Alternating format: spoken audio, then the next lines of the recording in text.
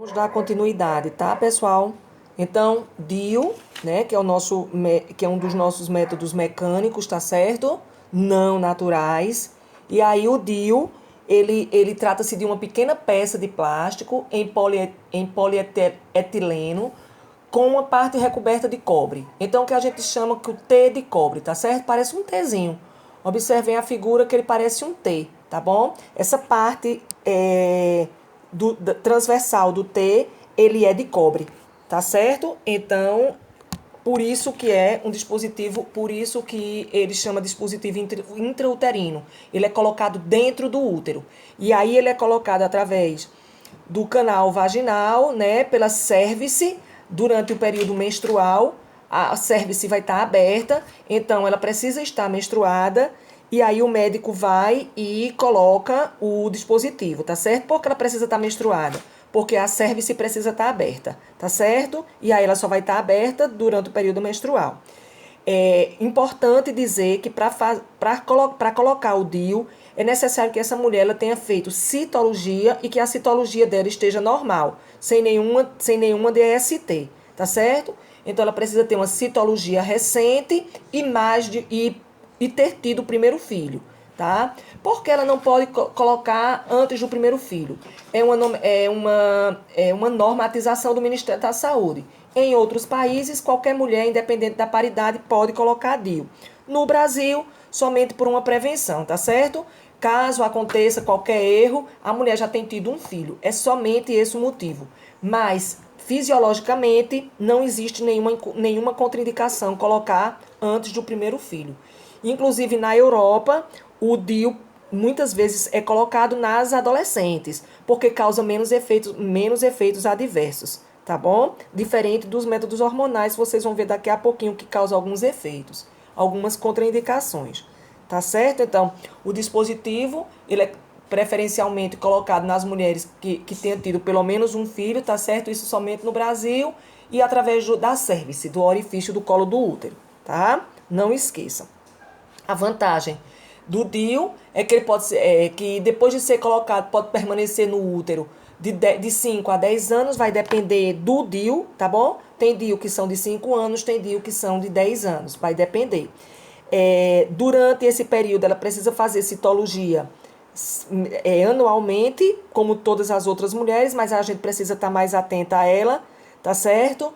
Ela pode ser colocado 60 dias após o parto, então saiu do puerpério, ela já pode ser colocada e não tem nem a contraindicação, é somente ela estar menstruada. Se ela estando menstruada, pode colocar, tá certo?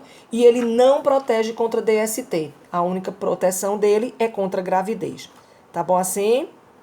E aí, ó, ele fala como desvantagem, o slide fala como desvantagem a possibilidade de inflamações. Essas inflamações só acontecem se acontecer DST, tá bom? Se não tiver DST, não tem nenhum problema, não. Ele não causa infertilidade, ao contrário de que muita gente pensa, não coloca porque vai ficar infértil, isso não é verdade. Ele não causa ressecamento de colo de útero.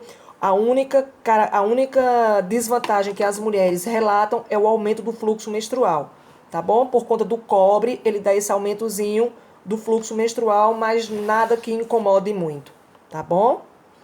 Vamos lá. Diafragma. O diafragma, como vocês podem observar, ele é de silicone, ele é de látex, parece uma capinha, tá certo? Uma capinha de proteção de alguma coisa. E aí, o diafragma, ele é colocado por via vaginal e deve ser colocado minutos antes da relação sexual, tá bom? Ele vai ser colocado pela própria mulher e minutos antes da relação sexual, com a intenção de cobrir todo o colo do útero, tá? E só pode ser retirado após a relação sexual, tá certo? E aí a imagem mostra como é que introduz. E ele evita em torno de 98%, ele previne em torno de 98% a gravidez. Então a gente observa que previne bastante, não é? O DIU também previne bastante, tá bom? E aí a gente tem o slide mostrando as vantagens e desvantagens do diafragma. A principal vantagem do diafragma é que ele pode ser utilizado em qualquer época, né? Adolescente, não adolescente pode colocar. Então, da adolescência à menopausa, pode usar o diafragma sem nenhum problema. não traz nenhum mal à saúde, não tem nenhuma contraindicação, tá certo? E aí ela pode utilizar em qualquer momento da vida sexual dela sem nenhum problema, sem nenhuma desvantagem para ela, tá certo? E aí ele evita gravidez. O que o DIU não faz, ele faz. Ele evita gravidez. E aí a gente tem o preservativo feminino, que é um método também importante, né? Um método de barreira também importante. Ele também é de látex.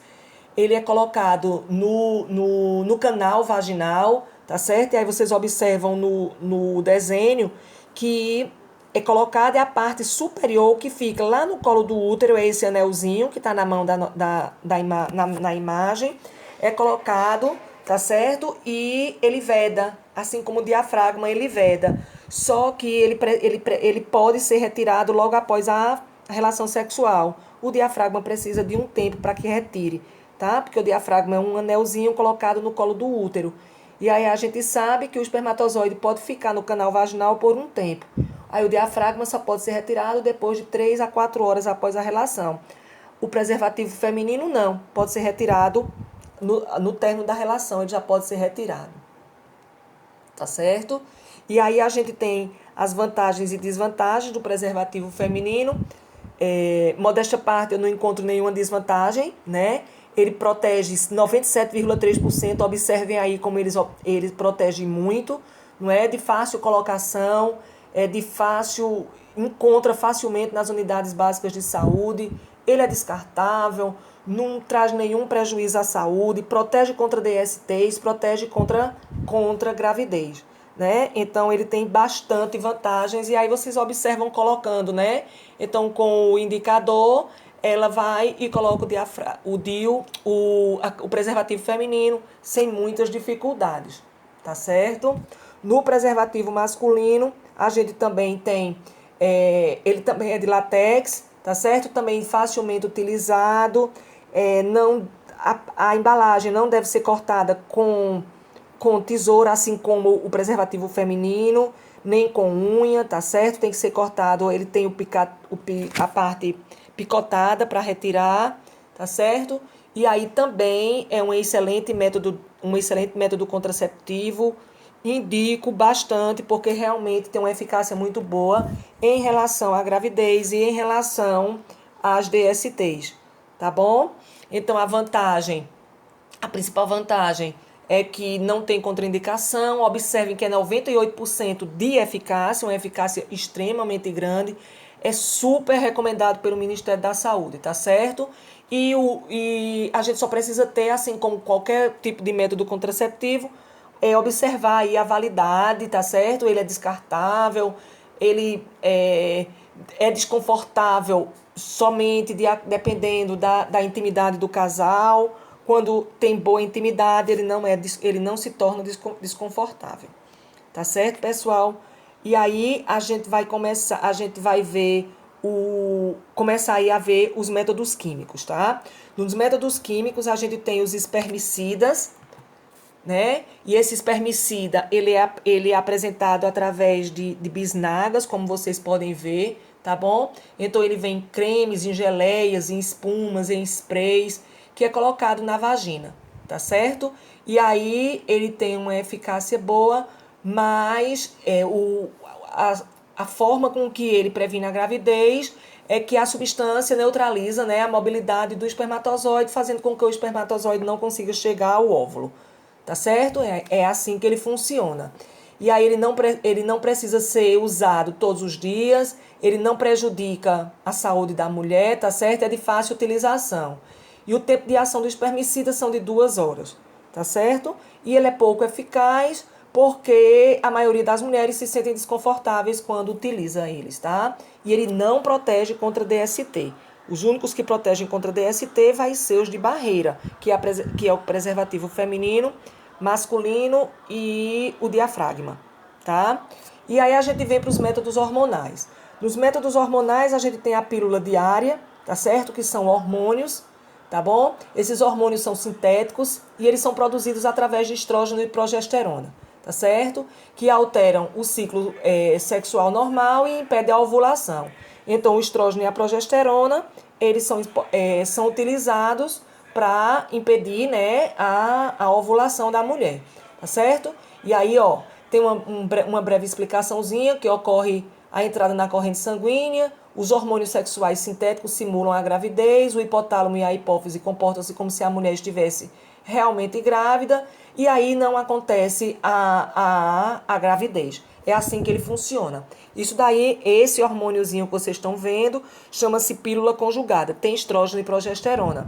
A adolescente não pode usar a pílula conjugada. Por que não? Porque ela tem uma produção de estrógeno e progesterona, fisiologicamente falando, já muito alta. Quando ela utiliza o hormônio sintético de estrógeno e progesterona, que é a pílula conjugada, que é o que elas chamam muito de ciclo 21, por exemplo, altera, né, a produção fisiológica, facilitando o desenvolvimento, por exemplo, de câncer de colo e câncer de mama. Então, não é muito utilizado, tá certo? Não deve ser utilizado por adolescentes. Então, a partir de 20 anos, pode. Abaixo de 20 anos, é importante que elas tomem a mini pílula, tá bom? E aí, ó, ele tem uma eficácia de 98,5, ele regula normalmente o ciclo menstrual, tá? E um dos principais cuidados que a gente tem que ter quando a gente orienta a pílula conjugada vai ser com relação à tomada. Muitas vezes essas mulheres tomam esse anticoncepcional, que é de uso diário, de forma errada. Então, um exemplo, a mulher escolheu a tomar todos os dias de manhã, então todos os dias de manhã ela tem que tomar. Ah, Nacione, esqueci de tomar de manhã. Posso tomar de tarde e de noite? Uma vez ou outra você pode. A grande maioria dos dias não. Você escolheu de manhã, você vai tomar todos os dias de manhã. A mesma coisa acontece com a tarde e com a noite. Você escolheu todos os dias à tarde, todos os dias à tarde tem que tomar. E esporadicamente você pode esquecer por 6 horas. Mais do que 6 horas a gente recomenda, a partir daí, o uso de preservativo. Tá certo? Então ela vai continuar usando o anticoncepcional e vai usar o preservativo durante o restante da tomada todinha, tá certo? Se ela abandonar, tomou hoje, não tomou amanhã e depois de amanhã vai tomar 2 comprimidos, não adianta de nada. Por quê? Porque a quantidade de hormônios no corpo dela baixou e aí aqueles 2 que ela está tomando não vai servir para o dia que ela não tomou. Então, se ela teve relação ontem sem ter tomado, ela poderá sim engravidar, tá certo? Então, é importante que essa mulher ela consiga ter essa continuidade nessa tomada, tá bom? Vamos seguindo. A gente tem o método. Pessoal, vamos dar uma paradinha nesse e a gente retorna com métodos contraceptivos na próxima aula. Um abraço em todos.